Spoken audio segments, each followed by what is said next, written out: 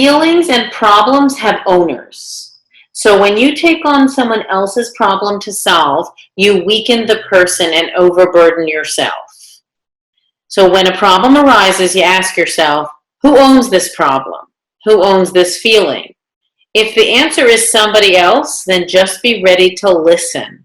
Listen does not mean talking or giving solutions. It means guiding the child to find his own solution.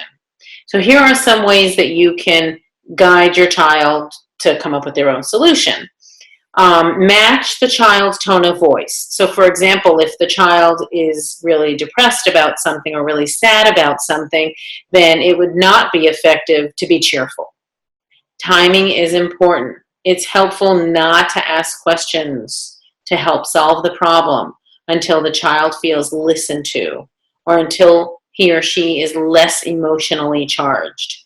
Your job is not to fix or solve the problem. It is not to make your child happy.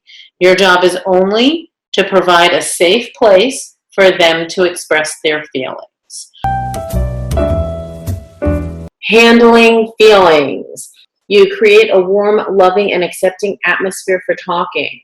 So things that would stop your kids from talking to you are scolding or reprimanding, lecturing, making her feel guilty, pitying them, making assumptions. That's a big one for me. But I learned. So listening, responding to your child as you would to a friend. That doesn't mean that your children are your best friends. That just means, like, how would you treat someone who wasn't your child? So 1, create a warm, loving, and accepting atmosphere for talking. 2, respond to your child as you would to an intimate friend. 3, listen. Use silence without interrupting or defending.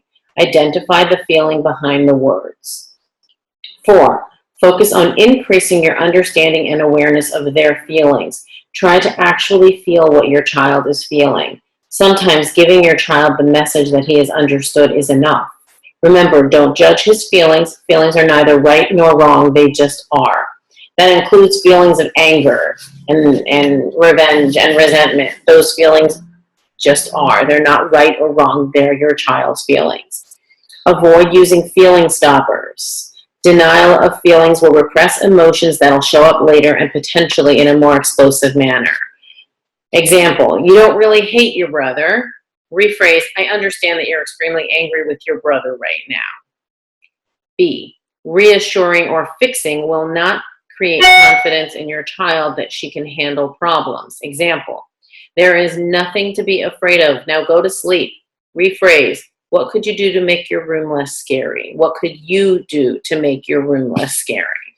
So, feeling stoppers, denial, scolding, making her feel guilty, lecturing, calling names, moralizing, like making it moral, what would God say,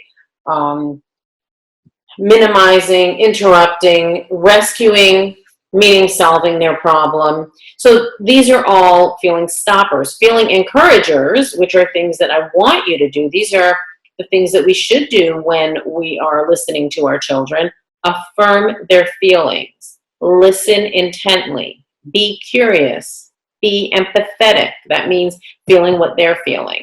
Invite expression of feelings. Identify feelings. Ask your child questions to help solve the problem. Find something about which you can honestly encourage your child, and when appropriate, share a similar experience of your own.